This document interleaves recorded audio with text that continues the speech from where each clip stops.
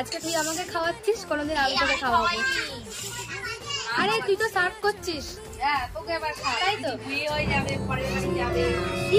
আমাকে দিয়ে আমার হাতটা কেটে নিয়েছি। আমাকে আইবুড়ো ভাত খেতে ডেকেছে, আমি ঢুকেছি, ঢোকার পর দেখছি ও জিনিসগুলো যখন সাজাচ্ছে, মানে আমাকে খেতে ডেকে নিজে আমার পাত থেকে তুলে তুলে অলরেডি খাচ্ছে, খাওয়া হয়ে গেছে। পাত থেকে তুলে খাই? হ্যাঁ তুই খেয়েছিস। পাত থেকে তুলে খাইনি। ফালতু কথা বলে লাভ নেই, তুই খেয়েছিস। মিথ্যে কথা বলছে। সেটাও ফোনে বলে দিলাম, সবাই শুনে রাখো।